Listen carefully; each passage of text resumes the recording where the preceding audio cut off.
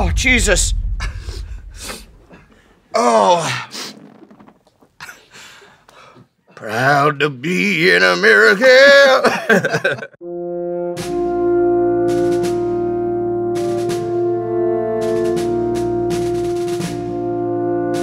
Hey, what's going on, and happy 4th of July, everybody. For First We Feast, I'm Sean Evans, and you're watching Hot Ones. It's the show with hot questions and even hotter wings. And today we're joined by Devine. He's an actor, comedian, and producer. You know him from Workaholics on Comedy Central, one of the funniest shows ever, as well as his breakout role as Bumper in the Pitch Perfect franchise. He also has a brand new Netflix special called Best Time of Our Lives, and it's out now. Adam, welcome to the show. Hey, thanks. I'm very, very, very, very nervous to be here. That's normal, that's normal. Are you a spicy food guy? Do you crank your wings, or what's the deal? Oh, I do. I gotta crank a wing. You have to crank your wings, guys. No, I wouldn't call myself a spicy food dude, but I don't dislike spicy food.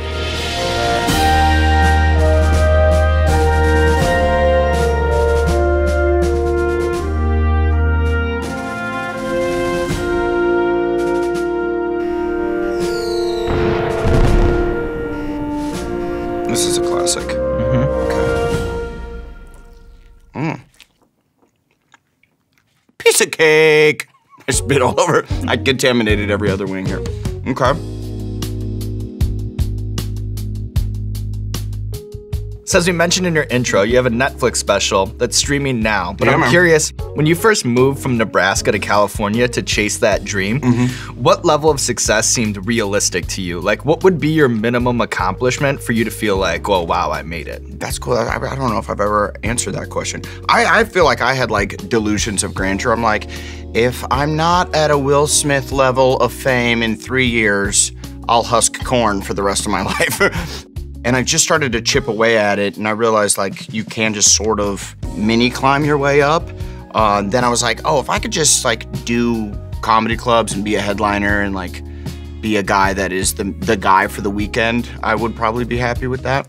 And then comedy, it's so competitive. You know, there's so much focus on like who has a special coming out or whose pilot got picked up. But I know that it was a very positive experience for you going to USO shows and performing in Afghanistan and Iraq. Did that shift your perspective on what the meaning of your art could be? What's Cool is like I run into people's like family members all the time that are like, my brother-in-law saw you in Afghanistan. And that's pretty cool too, you know. Yeah, this is a cutie with a booty. What if the bomb doesn't even affect me? And I'm just like, uh-oh, I could eat these all day. Has that ever happened? I think we'd have to just shut this thing down and study you. He beat the sauce. So they say that you should write what you know, and Workaholics is really an example of art imitating life, from you guys being real life friends before the show to actually living in the house that was featured, and even your experience as a telemarketer long before you played one on TV. Yeah. Is that really the soul-crushing job that it seems to be on paper? Man, that job sucked. What sucked about it, I did years of telemarketing. Like, as soon as I figured out that I had the gift of gab, I was like 15 or 16. And Omaha's like the telemarketing capital of the world because we could call all over the place. We're in the dead center, so there's just call centers everywhere.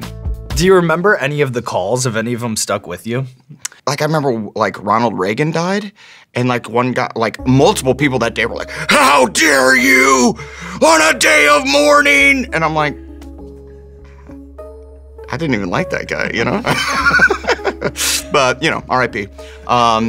Every once in a while, a guy, the main trick that we're played on, use this on a telemarketer, they'd go, oh yeah, that sounds interesting, let me go get my credit card. And then they'd come back with a blowhorn. And this would happen a few times a week where someone would be like, "Bah, bah." You got blowhorned. Yeah, and your headset just falls off and you'd look around the call center and all the time you'd see people ah, and rip their headset off.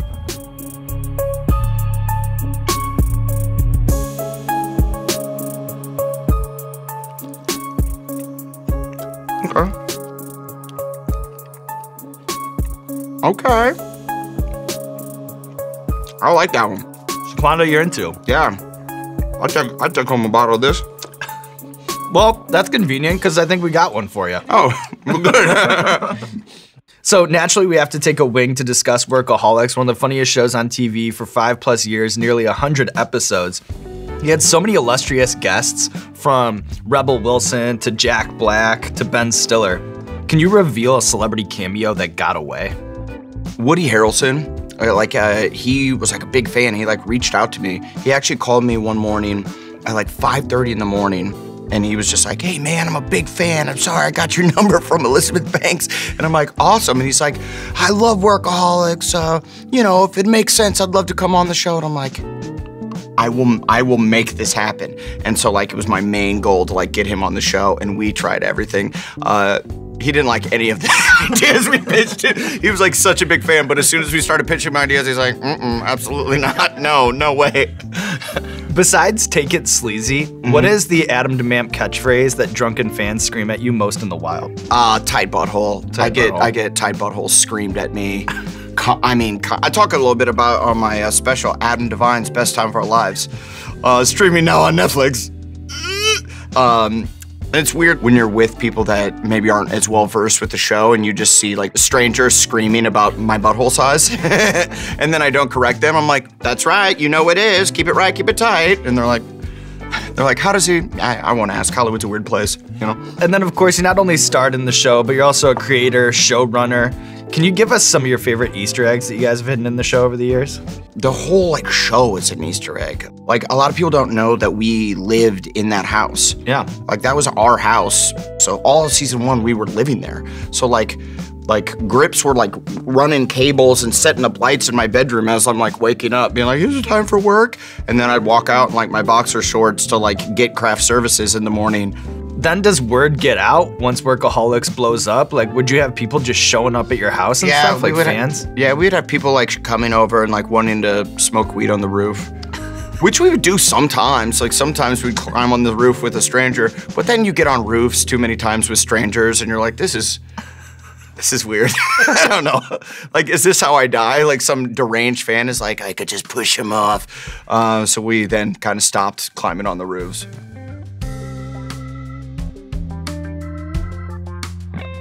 This is Lucky Dog.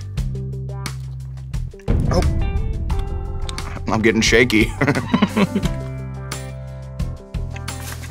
All right, okay, Lucky Dog. I'll taste you. So it's our 4th of July special. Yeah, it is. You look like a guy who's into pyrotechnics. When's the last time you blasted off some fireworks? Sean, it's been too long. Me too. And that's why someone give me an artillery shell. Let's bust it off right here. But I like grew up in the Midwest, and we would always go down to Missouri. My dad was a little bit of a pyrotechnic, so we'd always buy like hundreds of dollars worth of fireworks. I'm like 7 or 8, and my dad gave me like a gross of bottle rockets. Like, that's too young to give your kid flying explosives. And I remember I stuck one in a tree and I lit it like this, cause I'm an idiot. And I light it and I couldn't see like that it was lit because I'm standing in front of it. Right. Like a 7-year-old. And I just got LA Gears, them light up sneaks. And it shot and punctured a hole in my shoe because I dove like this, and it popped my shoe out. And I'd just gotten those shoes earlier that day. My mom was so bummed.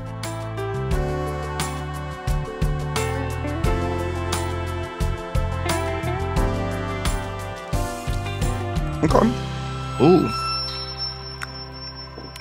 Ooh, this one's a little juicy.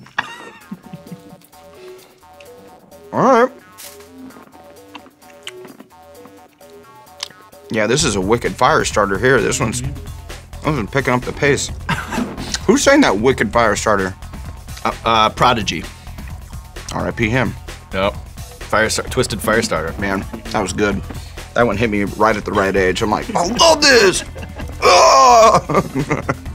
All right, Adam, we have a recurring segment on our show called Explain That Gram, where we do a deep dive on our guest's Instagram, pull interesting pictures that need more context. So I'll bust out the laptop, I'll show you the pictures, you just tell me the bigger stories. That sound good? Yeah, man. What milk you go with? I always go with whatever the guest goes with. Oh, really? And then that is like a wide range, you know? Yeah. We had Kumail Nanjiani in here last week. He wanted fat-free chocolate milk. So we're like, all right. So I drank fat-free chocolate milk. Comedy's in the specifics. Did you have a most harrowing experience swimming alongside sharks with Rob Riggle? Oh, dude. I just did Shark Week last week. I was in the Bahamas. That's why I've got this luscious tan. And just last night, a woman was eaten alive. Yeah. Like right where we were. I wasn't scared at all. And now afterwards, I'm like, should I have been terrified? I like wasn't scared because it's like Shark Week and no one's been bit in Shark Week ever. As far as we know. Yeah, as far as they've told us. And so I'm like, oh, I'm fine. But we're down there. There's tiger sharks, there's like a reef shark, like all these different sharks. And they're just like, and I was like, oh, look at this is fun. As if it's like a fun zone. So, no, I wasn't scared at all. I believe I should have been. Yeah. Mm-hmm. What did it mean to you to be inducted in the Orange Coast College Hall of Fame? I mean, they told me not to say this, but, you know, what are they going to take down my plaque? I didn't even graduate from the community college. I dropped out of community college. Couple credits. Yeah, and then they invited me into the inducted is the word. See, I didn't graduate. I don't know my vocabulary. They inducted me into the Hall of Fame at me and Blake's community college.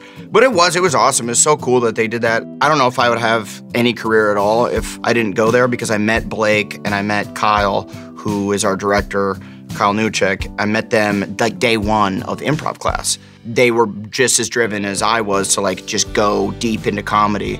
Without the three of us meeting, I don't know if I would even have a career. So it means a lot that they gave me some shine. And then speaking of going deep. Oh, look at those two young bucks. It's for a MySpace TV show? Yeah. Do you remember this? I do. I was paid like $300 and had to live in Vegas for like a month. I lost so much money shooting that show.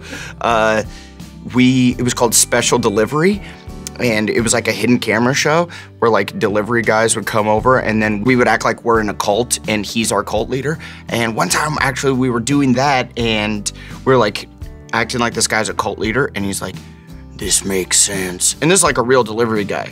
And he's like, I've seen the devil. He's talked to me. He told me if I ever meet a woman named Sharon, that I must end her life. And we're like, huh? And he's like, and we're like, have you met her yet? And he's like, not yet, but I'm always looking. And so we had to like call the cops on this guy because we're like, he's gonna murder the first Sharon that he meets.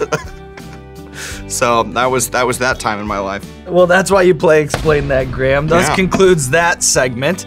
All right, into the back half. Moving on. Hellfire Detroit. This one seems chill.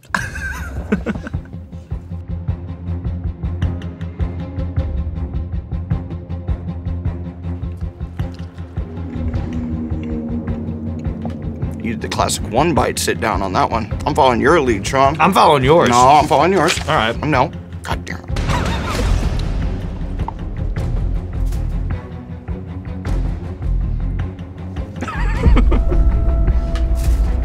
What, Sean? I thought you were following my lead, dude.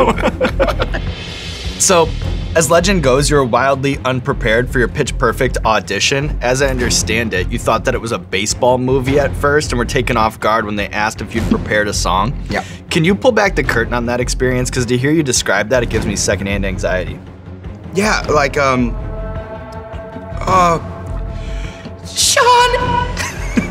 What the hell was in that, man? Just kidding. I feel so good.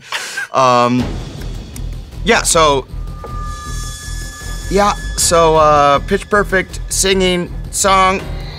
Yeah, don't compute. So the audition process, it's called Pitch Perfect, and I was working on Workaholics at the time, and I was doing everything. I was writing it, producing it, starring in it, and so like I was like, I don't have time for these other auditions. I got my show. I must prepare for this. And then they're like, you have to go audition. They really like you for this movie. And I'm like, Pitch Perfect, baseball movie, got it. So like, I go, I think it's a baseball movie. I'm like stretching in the parking lot. I'm like rubbing dirt on myself. And then I see all these like hot ass dudes, because Hollywood is just like, the hot version of you is everywhere. Like they're obviously going for like a look. And then you get there and there's just all these like hunky ass like dudes that are like, you know. And they're all like singing, and I'm like, good luck singing in the baseball movie, pussy, you know? So I get in there, and then I'm like looking at the sides, and I'm like, oh, this isn't baseball at all, this is singing. And I go and I do the audition, it goes pretty well. And then they're like, what song did you prepare? Like, I didn't prepare a song. And they're like, it was just something from the radio, so I legit sang, ass, ass, ass, ass, ass, ass, ass, ass, ass, ass, ass, bounce. Motherfucker hammer time. which was a hit. And they were like, definitely don't sing that song. And then they're like, sing another song, something from your childhood. And I sang, whatever happened to predictability? The milkman, the paperboy, the evening TV, which is the Full House theme song. And they were like, you got it. They're like, that's exactly what we were looking for. And this one has a very cool name of Trinidad Scorpion. I was gone. It was a while ago. I was shooting somewhere, and I'm in my shower. I just got home from shooting. I've been gone for like 3 or 4 months, and I get home, and I'm in my shower, and I look down. There's a fucking scorpion in my shower, dude. Damn. Like right in my shower. Now that's his shower. Like, I just reacted with my Old Spice body wash that I have. Yeah, sport, no big deal.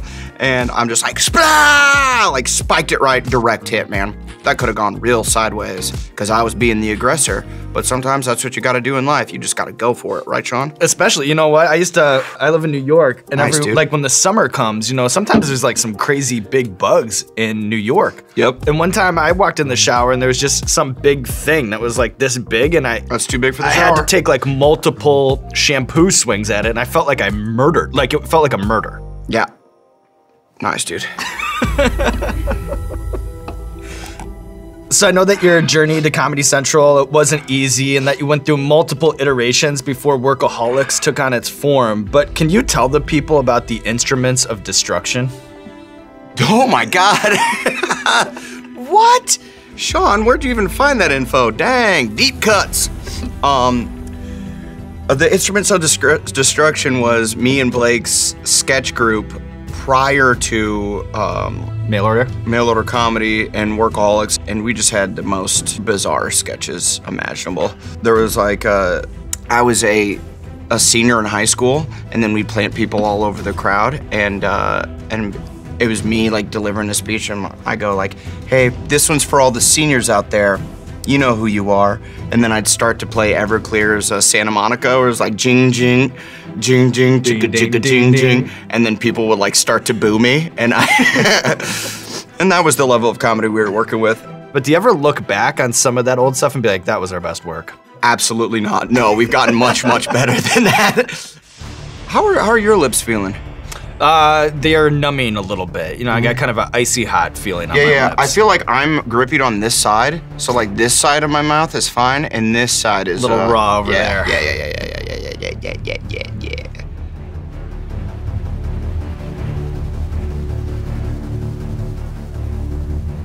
Hey, cheers, Sean. Which one's this? Is Cheers. this the bomb?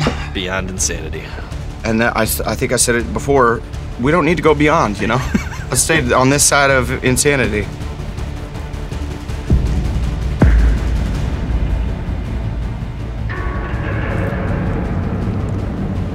Okay, Sean. I see you. Beyond insanity. Yeah, right. Shit don't faze me.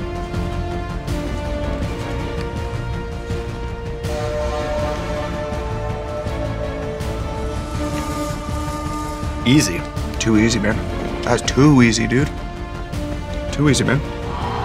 Too easy. So as someone who eats wings on the internet for a living, Yeah. I'm very familiar in how parents might Cool be- job, man.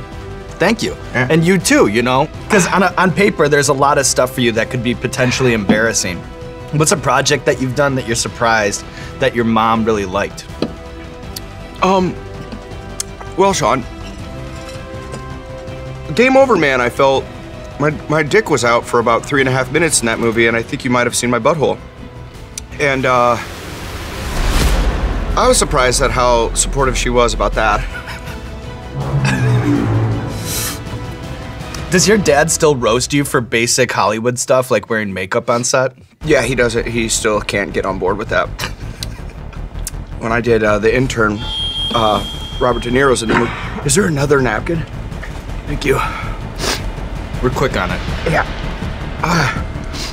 And my dad was like, I bet he doesn't wear makeup. And I'm like, I've seen it. He wears the makeup. All actors have to wear the makeup, and he still won't. He's still not buying it. Did your dad hang up on Joe Biden one time? Yeah, dude. I was doing this video with my boy, Joey Bides. What's up? I'm like, hey, would you mind calling my parents? And he's like, oh, I'd love to. And I'm like, hey, Dad, I got someone on the line for you. And I hand him the phone, and he's like, hi, Dennis, this is Vice President Joe Biden. And my dad's like, yeah, right, and hung up on him. He knew I was going to the White House to meet Joe Biden. And I'm like, what are you doing? He goes, oh, I thought it was one of your Hollywood friends doing a Joe Biden impression. What? Oh, man, what did you do to me, Sean? All right. So, this next one. Oh my God, Sean. There's so much, look at all that snot, man. Whoa. Oh, Jesus. Oh. Proud to be in America.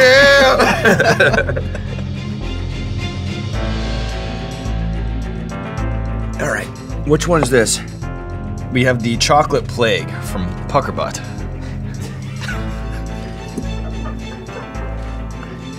I feel like that's a Steve Harvey impression. You ever watch Family Feud? When someone said, he always goes like, all right. We just need a little nibble of this one. We don't need a whole bit. Yeah, I went a little overboard on the bomb. I think the bravado might have gotten. Yum, yum, yum, yum, yum. You gotta check out the Puckerbutt stuff, guys. If you want a chill afternoon, just having some wings, check out the amazing flavors from Puckerbutt. So I know that you're a Nebraska boy at heart, that you've been chugging the Big Red Kool-Aid since the days of Tommy Frazier. And even last year, the mayor of Omaha declared November 10th Adam Devine Day, forever and always. That is true. Is it true that the first time that you ever got buzzed was celebrating a Cornhusker National Championship? Yeah. Yeah, so that is true. I was like 11 or 12, and I mean, we start young in the Midwest. And they had just won the national championship, and my parents took us like downtown to like see the mayhem of people like just celebrating and jumping around, and like people are just drinking all over the place. And me and my buddy were just like, yeah, we were feeling it, dude. Or at least that's what we were telling ourselves. We're like, whoa, oh man, I'm so messed up right now. Omaha steaks, overrated or underrated? The right amount of rated. They are absolutely delicious. The best cuts of meat you could buy over the phone. The marbling, just fantastic. Are they a little pricey? They are, but the thing is, you could talk them down. They'll call, they'll hit you with the price, and you'll say, no. I know you got a sheet right there. Give me that lowest price, and then they'll give it to you, and they go, no. Lower that mug, and then they will. All right, Adam. Banana.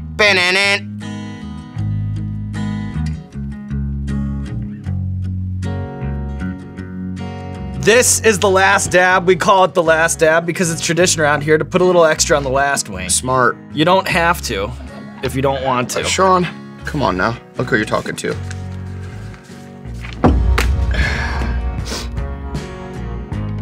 Yeah, let's cheers this last one. Cheers.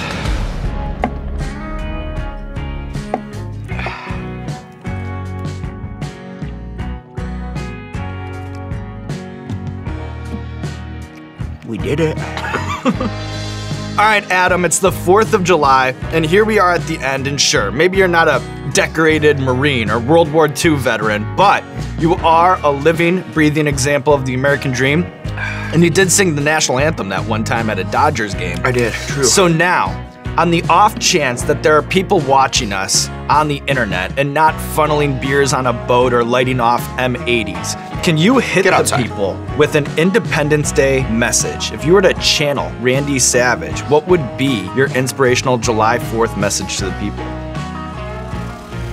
Oh yeah. To all my boys and girls out there in the great land of America. it's time to sit down that beer and pick up your hand and salute the flag. Then quickly put it back down and drink that beer. 'Cause what's most important in the land of the free, in the home of the brave, than drinking beers, chugging brews with your boys and girls? Get out there, have fun, be safe, and salute to the rocket men and women of America. God bless America and God bless you, Adam. Look at you, 10 chicken wings up, 10 chicken wings down. Now we're just gonna roll out the red carpet for you, Adam. This camera, this camera, this camera. Let the people know what you have going on in your life. Hey, what's up, guys? It's Adam Devine. I have my own Netflix special streaming. Adam Devine's Best Time of Our Lives, streaming now on Netflix. Check it out.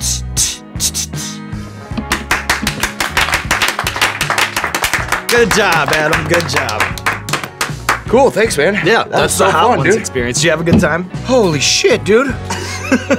I mean, no wonder this show's a hit. I mean, I legit was crying. Oh, that looks fun.